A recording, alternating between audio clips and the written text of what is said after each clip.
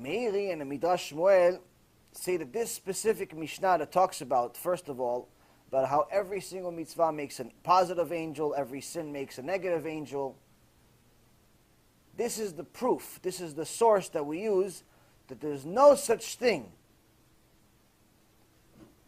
as this is a weak generation, and if you make sins, Hashem is just going to let it go.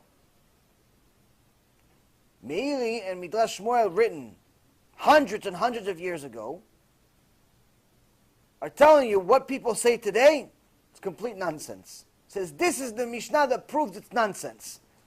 Because if a sin created a negative angel, a bad angel, a prosecutor, 2,000 years ago, it still does it now. If it creates a positive angel, it's going to be a defendant for you, it still does it now. This is the proof that there's no get out of jail free cards with Hashem. There's no such thing. Hashem just says, you know what, just do whatever you want, no big deal. You're in a weak generation, go, drive on Shabbat, eat pork, go out with a non-Jew, marry them if you want, waste seed, do whatever you want. Why? You're in a weak generation. Don't worry, everybody has Olam Haba. Don't worry, don't worry. It's true that everyone has Olam Haba. The problem is there's two sides to Olam Haba. One side is hotter than the other. That's a reality. There is Olam Haba for everyone. It's just that one of them is hot. And there's no air conditioner. The Baal Shem Tov, one time,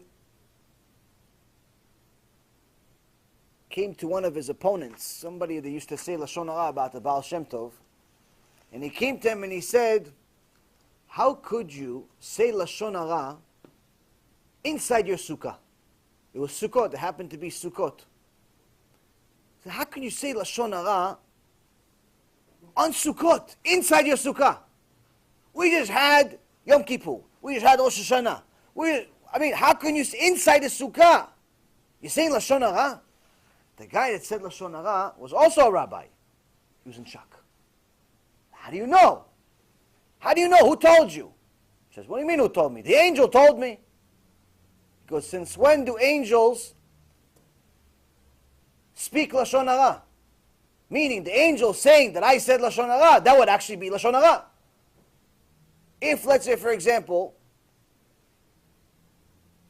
somebody says something negative. Somebody says something negative. Even if it's true, he says something negative, and you heard it. And you go tell the other person, hey, Mr. So-and-so, this guy says something negative about you. There's a possibility, a likelihood, that what you're doing is actually Lashon Hara, unless you're protecting them. Unless you're protecting them. Because what the other person said could cause damage. If it's just, this guy said you're ugly, this guy said you're fat, this guy said you're, a fool, you telling him is not useful at all, it's Lashon Hara. But you telling the other person, it's Lashon Hara. You're not allowed to do it. So there's laws of Lashon Hara. But the point is that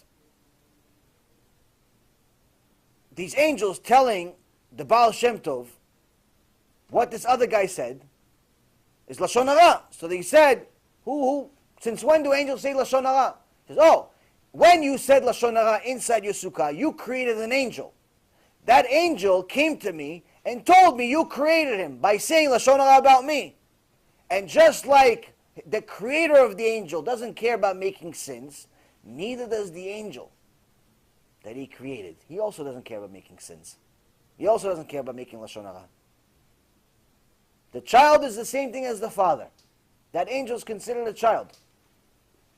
The fact that Baal Shem Tov was at such a level that he was able to see somebody else's angels is a different story. But nonetheless, we see here that this is very much a real part of Judaism. It's not just fairy tales and stories. Some people don't like to believe this stuff. They say it's too mystical, but that's their problem.